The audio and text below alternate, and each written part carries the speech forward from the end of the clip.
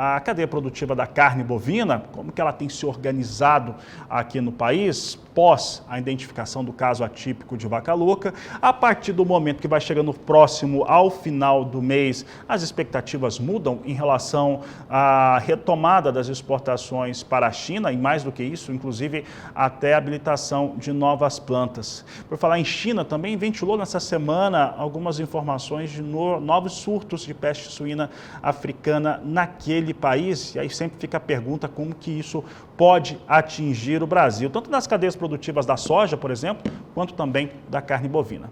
Para falar a respeito de carne bovina, de boi gordo principalmente, nós conversamos ao vivo agora com Maurício Nogueira, sócio-diretor da Atenagro. Maurício, obrigado pela sua participação mais uma vez aqui no Agricultura BR.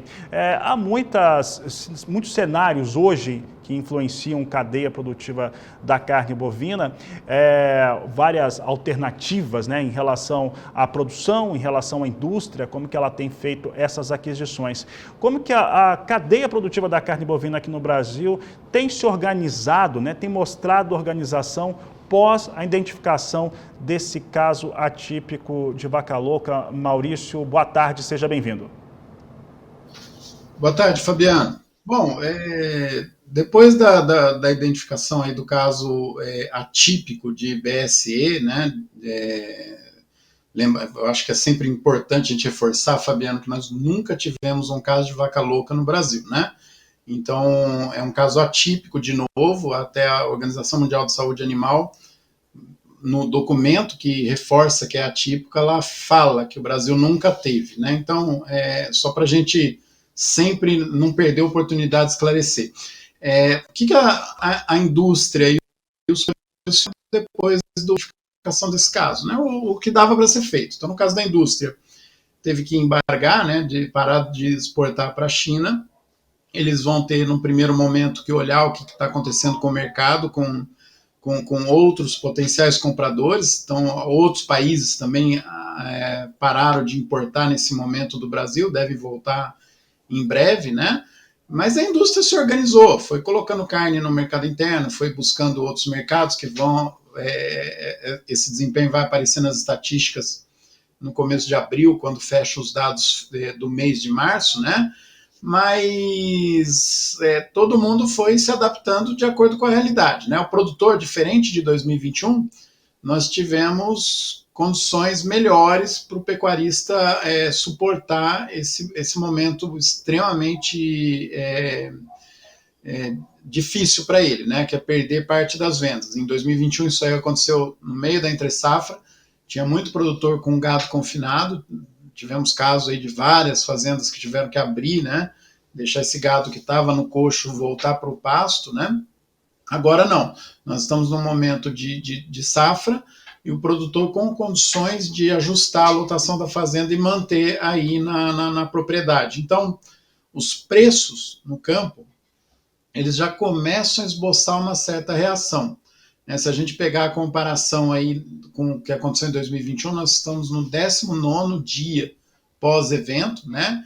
Tanto em 2021 quanto em 2023 agora, nós estamos com 4% do preço, né? 4% menor do que era um dia antes da descoberta do caso, né? Só que lá em 2021 os preços estavam caindo. Agora em 2023 tem um esboço de reação. Claro que nós estamos trabalhando em patamares mais baixos, né?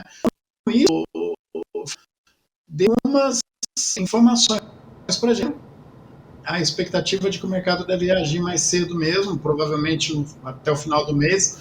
A gente até acreditava que isso já teria acontecido essa semana, mas até o final do mês, com a visita aí da cúpula do governo na China, deve voltar a exportar, né? E o produtor também está conseguindo aí, de certa forma, equilibrar esse jogo aí, nesse momento de queda na demanda. Maurício, aí nós podemos ver dentro da cadeia produtiva, principalmente nos elos da produção e da indústria algumas estratégias. Primeiramente, as indústrias exportadoras, elas trouxeram logo no começo umas férias coletivas em boa parte das plantas, tiveram a apresentação deste cenário. O produtor, como você bem disse, você consegue dar manutenção nos seus animais a pasto neste momento aqui no Brasil. E aí você citou também a questão do preço, né? A gente caiu bem menos em relação a um dia antes do anúncio do evento, né? Da identificação do caso, mas este momento para a arroba do boi, por exemplo, era esperado que se tivesse preços menores, isso desde do ano passado, pelo menos, por conta de ter uma oferta maior de gado. Dá para dizer que os impactos foram bem diluídos, né? E tem que se levar em consideração que ainda assim temos uma oferta maior de animais no Brasil? Temos sim, Fabiano. Então, a gente não. O ocorrido, o evento, ele não muda o cenário do ano entre oferta e demanda, ele muda o momento, né? Então, ele vai afetar, vai atrapalhar muito a vida da indústria frigorífica. Claro, alguns conseguiram aí, né? A maior parte deles conseguem organizar férias coletivas, dar um jeito aí, fazer manutenção nas plantas, eles fazem o que for possível, né? Então, no momento, atrapalha. Quem tinha gado para vender agora que tinha um plano, claro que foi prejudicado, né? Na média do ano, Fabiano, a gente já estava trabalhando com essa perspectiva de aumento de oferta, então nós estamos no pior momento, provavelmente, desse ciclo de baixa, né? Provavelmente 2023 seja o pior momento. A gente aqui na Tenagro trabalha com a perspectiva que 2024 a gente já esteja recuperando preços. Então, 2023 é o fundo do poço desse ciclo, se é que se pode dizer assim, né? E aí, Fabiano, a gente vai ter que analisar como que vai se comportar o mercado com essa volta. Lembra que nós temos tudo isso acontecendo no momento que os norte-americanos estão reduzindo muito a produção de carne. Então, a importância da carne bovina brasileira no mercado mundial é muito maior do que em anos anteriores. Se a gente demorar muito para voltar a exportar, nós temos, inclusive, uma chance de reverter a perspectiva de preço médio do ano para cima, não para baixo. Então, por mais irônico que pareça, né, quanto mais demorar para a gente voltar a exportar, maior a chance da gente ter um pico que não estava sendo esperado lá para os meses do segundo semestre. Né? Quando isso vai acontecer? Setembro, outubro, novembro, né? E é difícil acertar, né? Na verdade, é impossível acertar, né? Mas a conjuntura está mostrando que a gente tem oportunidades escondidas aí que podem surgir como uma boa notícia. E claro, não podemos deixar de falar, né, das notícias aí de peste suína africana, lá na China de novo. Isso já aconteceu, vem acontecendo há algum tempo, mas agora eles estão noticiando que estão com dificuldade de controlar, né? Se isso acontecer de fato numa proporção maior do que estava no script aí, no que estava esperado no começo do ano, isso afeta o mercado de duas formas. Uma aumentando aqui os preços das carnes, né? Então fazendo reagir tanto o mercado de suíno como o mercado de boi, de frango, e outra também impactando o mercado de grãos. Né? Lembra que lá em 2018, 2019, quando tivemos a primeira peste, mas o último caso extenso de peste suína africana lá no Oriente, né? Principalmente na China, a gente tinha uma suinocultura chinesa muito mais focada em pequenos produtores de baixa tecnologia com pouco uso de grãos, né, na média geral. Hoje a suinocultura é extremamente... Então, tudo isso nós temos que colocar na balança para traçar aí o que pode impactar ao longo do ano. E Maurício, os mercados são muito interligados, não é, em relação à soja, porque isso mexe com a expectativa de aquisições de soja pela China, no momento em que o Brasil tem uma comercialização extremamente lenta da oleaginosa e também espera que retome os embarques de carne bovina para o país asiático. Então, aqui pegando aqui para encerrarmos a nossa entrevista, eu vou pegar alguns argumentos e vou pegar um outro contrário a eles. Bom, aqueles que eu considero autistas, e você citou todos eles, Maurício, estão ligados a, primeiro, que há uma demanda mesmo global por carne bovina, principalmente chinesa, esse é um fato. O segundo é que Estados Unidos produz menos, que é onde poderia ter um volume talvez melhor, né, de carne bovina adequada para abastecimento internacional.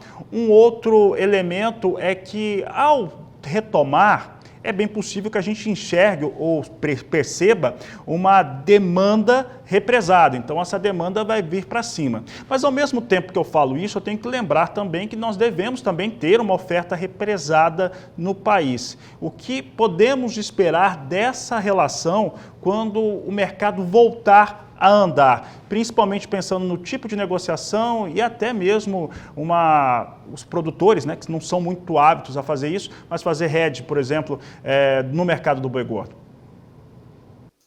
Não, Fabiano, não, sim, a questão do hedge, vamos começar pelo final aí, é fundamental. Então, à medida que o produtor está fazendo, principalmente pacote tecnológico maior, ele tem que buscar hedge, né, tem que buscar qualquer alternativa aí que possa garantir os preços e gerenciar o risco de preço que ele tem na propriedade, né? O lado da oferta, Fabiano, já está dado, então a gente já está trabalhando com uma perspectiva de preço mais baixo para esse ano, então esse cenário já está dado. Né? O que acontece agora? À medida que você estrangula o envio de carne da China, e lembra que o Brasil em 2022 representou também quase metade do que a China importou de carne bovina, então os dois países eles são interdependentes nesse cenário, né?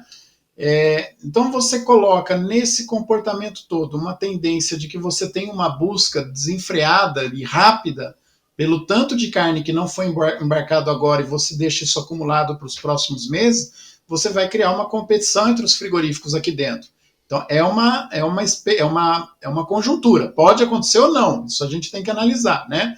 Inclusive, semana que vem que nós estamos aí no estado com o Rally da Pecuária, nós vamos discutir muito esses pontos com os produtores, né? O evento aí em Campo Grande é dia 30, nós vamos discutir bastante com os produtores esses pontos e essas possibilidades. Se isso acontecer, Fabiano, você imprime um ritmo de competição maior entre os frigoríficos e joga o preço para cima. Você, pela vontade, né, de correr, de acelerar, de embarcar, você coloca mais preço na cadeia produtiva. Isso pode se reverter, então, nesse cenário favorável, quer dizer, não favorável, mas vai aliviar um pouco o tanto que o cenário é desfavorável para 2023.